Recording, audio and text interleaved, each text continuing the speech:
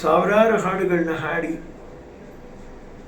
ಭಾರತದಾದ್ಯಂತ, ಅದರಲ್ಲೂ ನಮ್ಮ ಕನ್ನಡ ಹಾಡುಗಳು ವಿಶ್ವದಾದ್ಯಂತ ಖ್ಯಾತಿಯಾಗಿರ್ತಕ್ಕಂಥ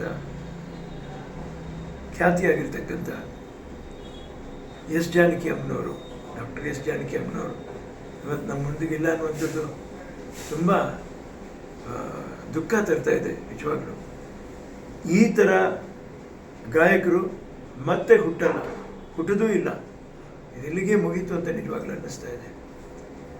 ಯಾಕಂದರೆ ಇಷ್ಟೂ ಒಂದು ಉತ್ತುಂಗದ ಅವರ ಸ್ಥಾನದಲ್ಲಿದ್ದಾಗಲೂ ಕೂಡ ಯಾವತ್ತೂ ಅವರು ನಾನು ಇಂಥ ಗಾಯಕಿ ಅಂಥ ಗಾಯಕಿ, ನಾನು ಈಗ ಆಡ್ತೀನಿ ಅಂತ ಎಲ್ಲ ವೇದಿಕೆಯಲ್ಲೂ ನಾನು ಎಷ್ಟೋ ಕಡೆ ನೋಡಿದ್ದೀನಿ.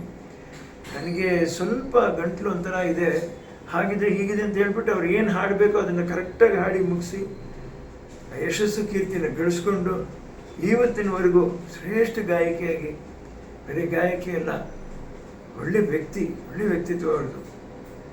ನಮ್ಮ ಮನೆಗೆ ನನ್ನ ತಾಯಿಯವ್ರನ್ನ ಕಂಡ್ರೆ ತುಂಬ ಇಷ್ಟ ಅವ್ರಿಗೆ.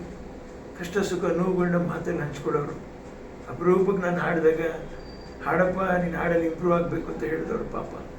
ಅವತ್ತು ಅವರಿಲ್ಲ ಅನ್ನುವಂಥದ್ದು ತುಂಬಾ ನನಗೆ ನೋವು ಕೊಡುತ್ತೆ. ತಾಯಿ ಮಡಿಲಲ್ಲಿ ಚಿತ್ರದ್ದು ಆ ತುಣುಕು ಮರೆಯೋಕ್ಕಾಗಲ್ಲ ರೀ. ಗಂಡಸಾದರೂ ಕೂಡ ಹೆಮ್ಮನ ಕಂಠನ ಎಂದೂ ಮರೆಯೋಕ್ಕಾಗಲ್ಲ. ಏನೆಂದು ಹಾಡಲಿ ನಿನ್ನ ಕೊಡಲಾಗಿ, ನೀ ನನ್ನ ಉಸಿರಾಗಿ, ನೀ ಮನಸ್ಸು ಮಾಡದೆ ಬೆರಳಿಂದ ನುಡಿಸದೆ, ಏನೆಂದು ಹಾಡಲಿ. ಮತ್ತೆ ಈ ಹಾಡನ್ನ ಹಾಡೋಕ್ಕೆ ಯಾರೂ ಬರೋಕ್ಕೆ ಸಾಧ್ಯ ಇಲ್ಲ, ಹುಟ್ಟಕ್ಕೂ ಸಾಧ್ಯ ಇಲ್ಲ.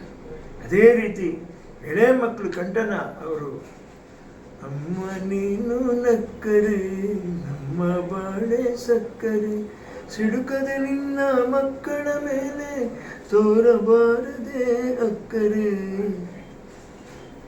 ಎಲ್ಲಿ ಅಕ್ಕರೆ ತೋರಕ್ಕಾಗತ್ತೆ?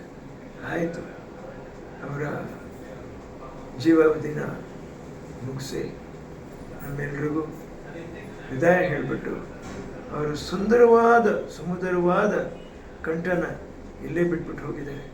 ಬಹುಶಃ ಹಾಡು ಸುಲಭ, ಮತ್ತೊಂದು ಸುಲಭ, ಏನು ಕಲಿತು ಹಾಡ್ತೀನಿ ಅಂತ ಯಾರಾದರೂ ತಿಳ್ಕೊಂಡಿದ್ರೆ ಒಂದ್ಸರಿ ಅವ್ರ ಹಾಡುಗಳನ್ನೆಲ್ಲ ಕೇಳಿ ಕಲಿಯೋಕ್ಕೆ ಪ್ರಯತ್ನ ಪಡಿ.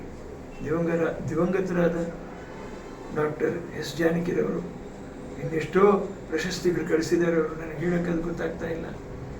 ಅವರು ಬರೀ ದಿವಂಗತರಾಗಿಲ್ಲ, ನಮ್ಮೆಲ್ಲರೊಂದಿಗೂ ಅವರ ಒಂದು ಸುಂದರವಾದ ಕಂಠನ ಬಿಟ್ಟು ಹೋಗಿದ್ದಾರೆ. ಅವರಿಗೆ, ಅವರ ಕುಟುಂಬದವರಿಗೆ ದೇವರು ದುಃಖ ತಿಳ್ಕೊಳ್ಳುವಂಥ ಶಕ್ತಿ ಕೊಡಲಿ. ಇಡೀ ನಮ್ಮ ಕರ್ನಾಟಕಕ್ಕೆ, ಇಡೀ ಭಾರತಕ್ಕೆ, ಇಡೀ ವಿಶ್ವಕ್ಕೆ ಮತ್ತೊಂದು ಗಾಯಕಿ ನಾವು ಕಳ್ಕೊಂಡಿದ್ದೀವಿ. ಭಾರಿ ನೋವಾಗುತ್ತೆ. ನಮಸ್ಕಾರ. ದೇವರವರ ಆತ್ಮಕ್ಕೆ ಶಾಂತಿ ಕೊಡಲಿ.